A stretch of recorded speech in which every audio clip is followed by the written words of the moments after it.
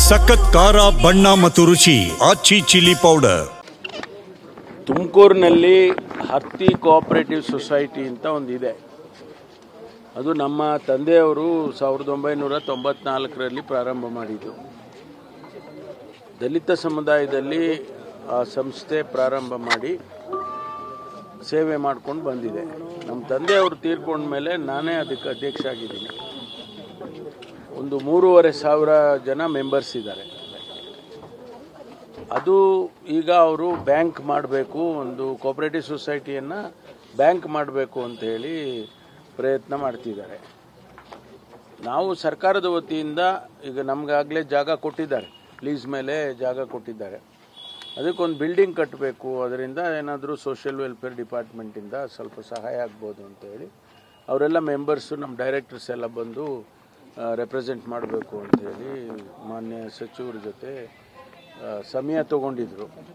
ಹಾಗಾಗಿ ಇವತ್ತು ನಾನೊಬ್ಬ ಅಧ್ಯಕ್ಷನಾಗಿ, ಸಚಿವನಾಗಲ್ಲ ಅಧ್ಯಕ್ಷನಾಗಿ ಒಂದು ರೆಪ್ರೆಸೆಂಟೇಷನ್ ಕೊಡೋಕ್ಕೆ ಅವರು ಬಂದಿದ್ರು. ತಿಂಡಿ ಸಮಯ ಅಲ್ವಾ, ಅದಕ್ಕೆ ಮಾದೇವಪ್ಪನವರು ಯಾವಾಗಲೂ ಒಳ್ಳೆ ತಿಂಡಿ ಊಟ ಎಲ್ಲ ಕೊಡ್ತಿರ್ತಾರೆ. ಹಂಗಾಗಿ ನಾಟಿ ಕೋಳಿನೋ ಯಾವ ಕೋಳಿನೋ ಹೋಟೆಲೆಲ್ಲ ಕೊಡ್ತಾರೆ. ಸೊ ತಿಂಡಿನೂ ಚೆನ್ನಾಗಿ ಕೊಟ್ಟರು, ತಿಂದ್ಕೊಂಡಿದ್ದೀವಿ. ಒಂದು ಅಶ್ಯೂರೆನ್ಸು ಕೊಟ್ಟಿದ್ದಾರೆ, ನಮ್ಮ ಸರ್ಕಾರದ ವತಿಯಿಂದ ಏನು ಸಹಾಯ ಆಗುತ್ತೋ ಅದನ್ನು ಮಾಡ್ತೀವಿ ಅಂತೇಳಿ ಹೇಳಿದ್ದಾರೆ. ಅದಕ್ಕಾಗಿ ಬಂದ್ವಿ.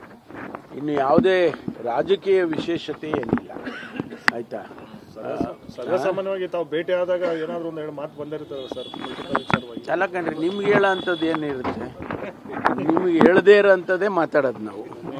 ಅದರಿಂದ